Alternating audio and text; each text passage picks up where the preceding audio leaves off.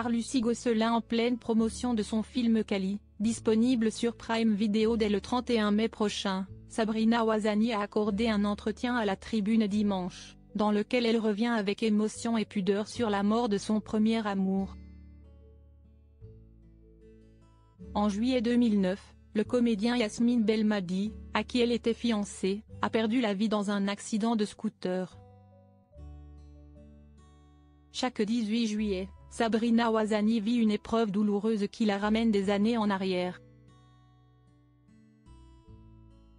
L'actrice, qui a longtemps été en couple avec Franck Gastambide, ils sont séparés depuis 2021, a connu une première histoire d'amour qui l'a marquée à vie. Fiancée au comédien Yasmine Belmadi, la jeune femme a fait face à la pire épreuve de sa vie en juillet 2009, lorsque celui qu'elle aurait dû épouser 3 mois plus tard a trouvé la mort dans Paris, à la suite d'un terrible accident de scooter.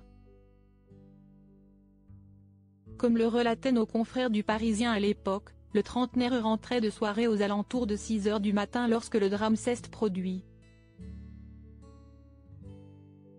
Alors qu'il jetait une cigarette par la fenêtre, Yasmine Belmadi, distrait, a heurté un lampadaire.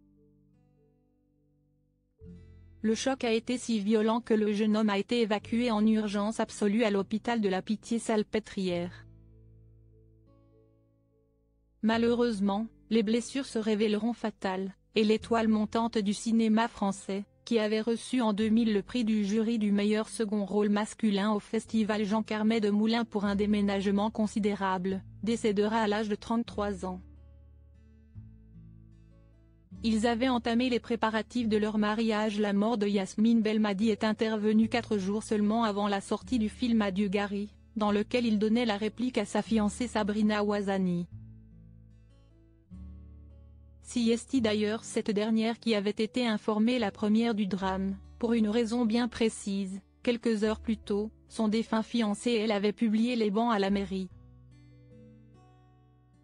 La police m'a appelé en premier, car on venait de déposer à la mairie des papiers pour se marier 3 mois plus tard, a confié la comédienne à nos confrères de la Tribune dimanche ce 19 mai 2024, à l'occasion de la sortie de son film Kali, dans lequel elle donne la réplique à Philippe Bas. Sabrina Ouazani a dû assumer la lourde tâche d'annoncer la terrible nouvelle à ses proches, et à la famille de Yasmine. J'ai dû prévenir sa famille. Tout s'est effondré ce jour-là.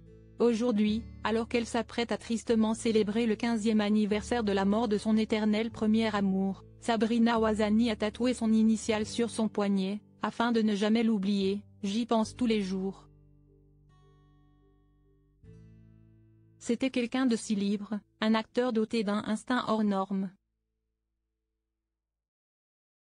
Un animal sur les tournages, sans lui, je vivrais toujours avec un petit goût amer et de moins bien. Sabrina Ouazani a gagné une sœur. Son deuil, Sabrina Ouazani l'a surmonté péniblement, mais y est parvenue grâce à l'islam.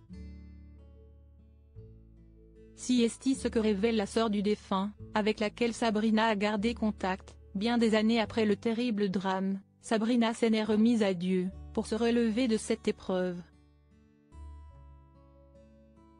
Comment expliquer une telle tragédie autrement que par sa volonté? De mon côté, il m'a enlevé un frère, mais il m'a donné une sœur. Car sa disparition nous a unis à jamais avec Sabrina.